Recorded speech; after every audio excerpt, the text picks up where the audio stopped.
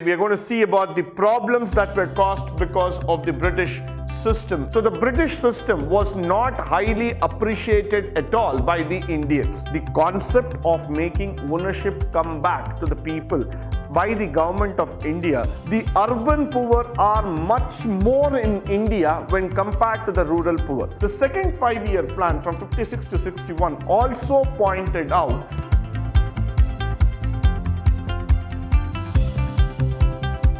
Good morning and welcome to the session 4 on the challenges facing the Indian economy. We have been discussing about the various factors that have been challenging the Indian economy, and one of the most crucial factors that we have been talking about is none other than the poverty itself. So poverty has been the biggest challenge for our country, and poverty is something that has been constantly dominating the Indian economy, and the reason for which India has been struggling a lot right from the time of independence altogether. So let us quickly look through the topics that we are going to discuss today, and let's try to understand what are the concepts that are lying ahead. Moving forward. Now, these are the topics that are going to be covered today. We are going to see about the problems that were caused because of the British system or the ruling. Then we're going to talk about the problems that were created with occupation. Now, the occupation forms a very, very important aspect when it compared to that of poverty. Next, we're going to talk about the urban poor. Though you are living in big cities, there are a lot of challenges, a lot of conditions under which people are living. It's a big pressure there. So we are also going to talk about the urban poor and the policies and programs towards poverty alleviation. So we are also going to look into what are the different challenges, what are the different factors, or how the programs have been created by the government of India for the poverty alleviation altogether. So quickly moving forward, let's try to understand what was the problem under the British Raj or the British ruling system. The concept of British was to make the people of India live under conditions of pressure, live under the conditions of poverty. There was not a time or there was not a system that was being established by the British to help the people eradicate poverty. So if you see here, the British Raj impoverished millions of people in India. Their aim was to dominate any country where they entered. Their aim was to keep the country under their control. They never wanted a system that could give people equal opportunity to develop. And that is why what happened in the British system, in the British rule, was that India was dominated, India was put down as a country. Most of our natural resources that were plundered or taken away by the British. What happened here is that the Britishers made people work in industries. They depleted our natural resources. They used to take all the natural resources from our country, export it back to their country, that is in the Europe. And now what happened was also true in terms of the food, because Britishers used to export those millions and millions of rice, wheat and other grains from India to the European kingdom altogether. This left India under a famine situation. The factors that the British had led to the famine and hunger of hundreds and millions of Indians in the entire system. Now also the most important thing that you need to know here is that Britishers were primarily responsible for making of these exports of food grain, and they wanted to see that India should always be under the pangs of hunger, pangs of famine and all kind of disasters. So the British system was not highly appreciated at all by the Indians. This led to a revolution in the year 1857-58 when there was a movement that really wanted to throw the Britishers out of our system. Now that throwing of Britishers out of the system was not that easy, because they were very much strong enough and they had a larger army, a better ammunition and weapons, everything. But then the rage to throw British outside, the rage to bring in a better system, the rage to bring in a better living condition had set among the Indians. So 1857-58 was extremely an important year. Why? Because they were trying to fight against the British Raj, trying to bring in a revolution altogether. Using that, will we be able to solve the poverty altogether? So that was a very, very important year that we need to remember in the Indian history. Now, moving forward, even today, if you look for a matter of time, agriculture is of primary importance. That is because we have the problems with the occupation that one needs to understand. Agriculture, though it might be considered as the backbone of India, though it might be considered as the most important occupation, the oldest occupation in the world, but still when it comes to agriculture in India, there are challenges. Why? Because the ownership of land, one of the biggest problems that we are ever been facing. And secondly, how does a farmer really have sufficient money to take care of himself? So always that ownership and the living conditions of a farmer has always been challenging in this occupation.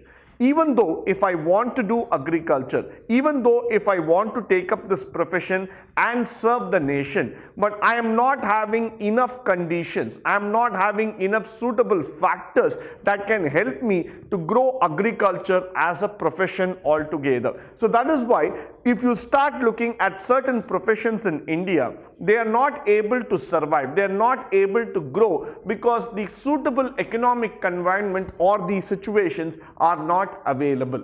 Similarly, if you see after the independence, the government has attempted to redistribute the land and has taken away from the people, and it has been trying to make efforts so that the ownership comes back to the farmer.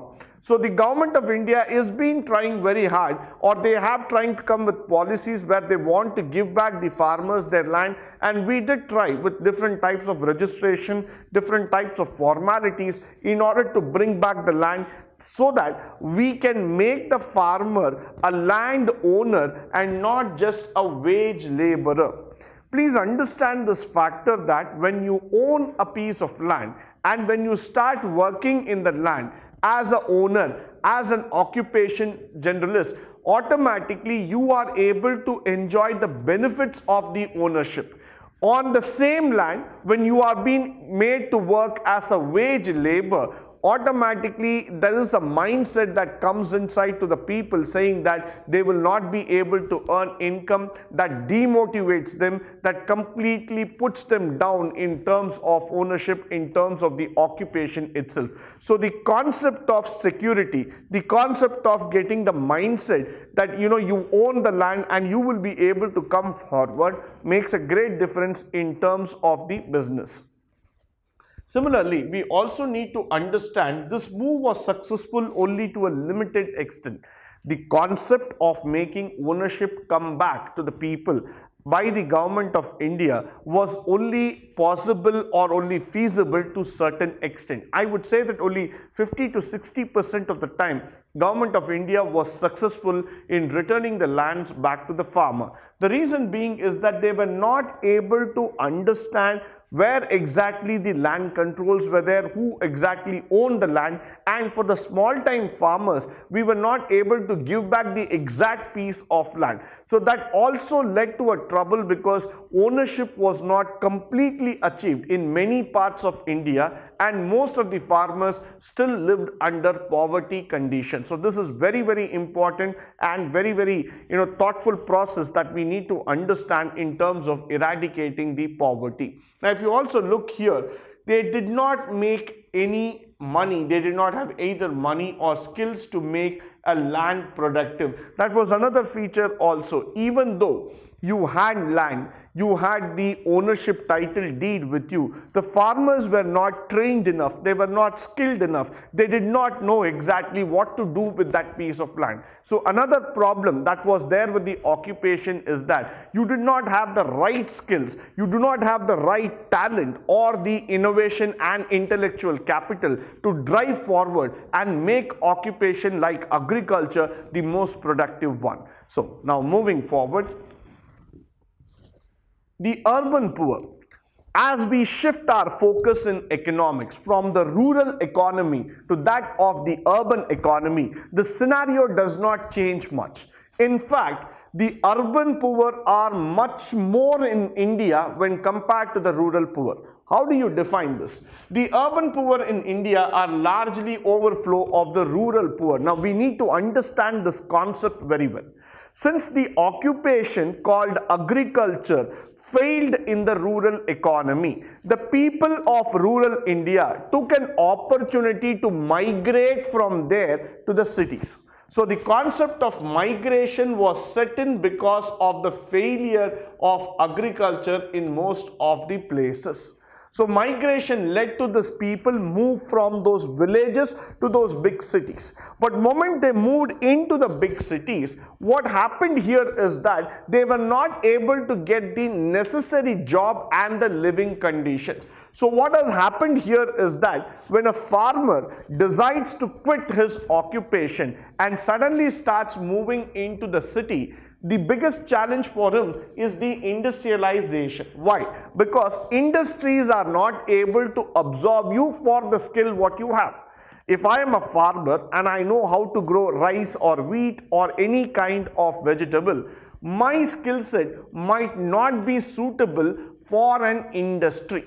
So that is where we need to understand as students that when we are being trained in a particular manner, when we know certain things, we can specialize only in that area. Probably we might not be able to be a master of all the subjects. That is what exactly happened with our Indian farmers also. They were not trained, they were not properly taught, they were not being given the necessary education so that they can move from one profession to the other profession. So that is the biggest challenge that you see industrialization had driven. Now industrialization, though it is very good for the economy, though it has helped the economy to move forward, but it was not able to provide employment for everybody in the city. For a person who is graduated, who has studied well, and he is capable of getting an employment, industry was able to give him a place. But for those people who were living in rural India for many years, for many ages, they had only known one occupation called as agriculture. Using that occupation, they have been able to survive for ages. Now all of a sudden, when they started feeling that their own occupation, agriculture, was not giving them sufficient means, sufficient income to survive, they started thinking that this is the end of the profession, we should stop this, we should sell our land, our assets, and start moving towards the city. So they started thinking in this way, and that migration of the rural population flowing into the urban cities led to two-way problems. One side, the population in the city started swelling up. It started going up to great extent. The second problem was the unemployment. Not all the people who came from the village were able to secure a job in the city. So two-way problem. One side population goes up, the other side unemployment also starts picking up in the urban sector. And because of which what happens, the urban poor started generating in our country. Now when I say the word urban poor, that means they are either unemployed or intermittently employed as casual labor. So probably when I go to city, I am not able to find a right kind of job, and I land up doing some menial jobs like a casual labor. I might be engaged in a construction site, or I might be working in a hotel, I might be working with a menial service kind of a job, some kind of thing which is not paying me enough, but yes, which is just making me believe on the factor that I am moved to an urban city, so now I might have a better living condition than that of the rural India. So these are the challenges, these are the factors that lead to an urban poor, which means that though you live in a big city, though you have multiple opportunities inside that city, but you are not getting the right opportunity, you are not getting enough or sufficient income for survival. So these are the factors that are leading to the urban poor sector in our country. Moving forward. Now, when we continue in terms of the urban poor, we also need to know that the casual laborer are among the most vulnerable people in the society. Moment I use the word casual laborer, which means to say that every time when you start seeing the casual laborer factor altogether, these are people who live because of some small time job. Their jobs are not permanent. Their jobs are not secured. Their jobs will not pay them enough to continue in that occupation for a longer time or for a longer period altogether. So anytime when the work gets over or when they do not have enough pace, enough need or enough demand, automatically they are thrown out of the job. So they become really vulnerable. They become those easy targets who can be thrown out of the job, who can be left unemployed for many years or for many months altogether. So with no assets, no security and limited skills and a very less opportunity, the casual labor sector in India is the most hardest hit sector. This sector needs to be addressed very carefully. This sector needs to be strengthened. Then only the unemployment rate will come down in our country.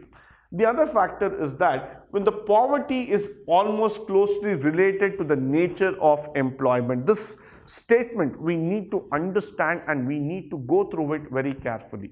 Employment generates income. That doesn't mean that poverty is done, poverty is closed. Employment decides the nature of income and the nature of means of living. When the nature of employment is able to provide sufficient money, sufficient income to you, automatically the living conditions are better and you come out of poverty. But there are situations, even though you are employed, even though you have money, but that is not sufficient for you to live in that city. That is not sufficient for you to take care of your family. That is not sufficient for you where you can start seeing the growth altogether. So automatically you are driven to poverty. You are not able to manage the poverty and you come to a situation where you go back and say that I'm yet poor only. So that is the situation why poverty becomes a very important topic for all of us. The next one is the unemployment or underemployment. Unemployment or underemployment of the casual labor leads to a situation where they are left with joblessness for a certain period of time and they are not able to come out of that sector altogether. Now what happens is that when they come to any of the big cities, they don't get jobs easily. They are not able to find a job of suitable need. So they just take up any job that is available, as they might be doing a job like a paper vendor or a milkman job, or they might be taking up a menial job in construction site, in hotel, in some sales showroom, some kind of job just to make them survive for some time period. Now that becomes a habit. So over a period of time, if you start seeing that, unemployment leads to disguised unemployment, which means to say that sometime you are in a job, sometime you are not there, but you are still convinced in the mind that there is some opportunity somewhere. I'll just keep pursuing the opportunity so that I'm able to survive, I'm able to be there for some time, for some factor altogether. So that is what we typically talk about, this unemployment factor. Now moving forward. Now we also need to understand in this segment, when we are going to talk about the policies and programs of poverty alleviation. Now the government of India started understanding that with the Department of Social Justice and all those plans, they wanted to come up with some developmental strategies which could help in terms to alleviate poverty, because they understood in every 5-year plan, the biggest challenge or the biggest factor that has not been addressed or that has not been told is something called as the poverty issue.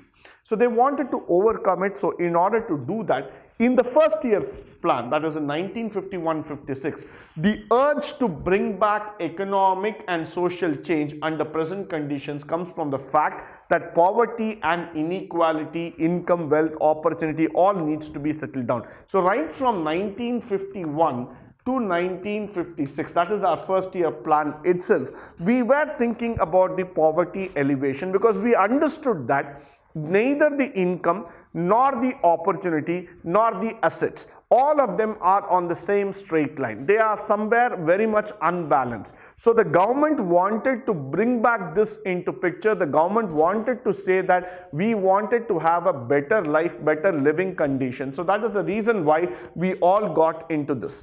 The second 5-year plan from 56 to 61 also pointed out on the benefits of the economic development. That became another mandatory factor altogether. And we wanted to bring out the people who were less privileged, who did not have much of opportunity. So the second 5-year plan, again we started thinking about that society of people who do not have opportunity, who did not have the openness to come forward and take forward jobs. We wanted to bring them back, and we wanted to take those less privileged class people to the front line. So one can find out in all the policy matters, the government of India has always laid the emphasis of poverty alleviation, and they wanted the system to come forward as far as possible. They wanted every single program that is being designed by the government in order to alleviate the poverty and take it forward altogether. So this is very, very important for all of us to understand how poverty alleviation has been taken as a structural reform in the government of India. Most of the time, the government has always seen, has always understood how to break through the structural norms and bring in a better philosophy, a better understanding altogether. Now, moving forward, we also started understanding the need for green revolution through which the farmers could be given a better opportunity. That was one of the reasons why we brought in the green revolution, and we said to the people that green revolution will be able to help us to overcome the situation and make things better, and we did it. That's why exceptionally when you start looking at the green revolution, we were able to generate the farming opportunities at the large scale and for the small scale, though there was disparity, because for the large scale farmers it was of a great benefit, and for the small scale farmers it was not of much. But still, we wanted the green revolution to come out as a policy where we could turn the agricultural sector, where we could make the farmers believe on the factor that there are opportunities and the government is ready to support you and take you forward. So green revolution is considered to be a very, very important factor for the development of agriculture, for the development of economy on the whole. Similarly, there was an unwillingness and inability to redistribute land. This is one of the biggest challenges. Though the farmers were interested in the occupation, but look at the social and environmental conditions, the economic conditions. The farmers were never given the ownership of land. The farmers were never given support from the government in terms of fertilizers or any other factors. So the farmers felt that they were depressed. They were downtrodden because they were not being ready to take over the ownership. They were not being able to get the restoring factors of doing that particular job. So that was another factor altogether which the government wanted to address immediately. Similarly, the economists state that the benefits of economic growth have not trickled down to the poor. This is a very, very important statement. Most of the policies that were designed by the government of India in the Esther years altogether has been seen as only a factor for the rich people, not as a factor of benefit for the poor.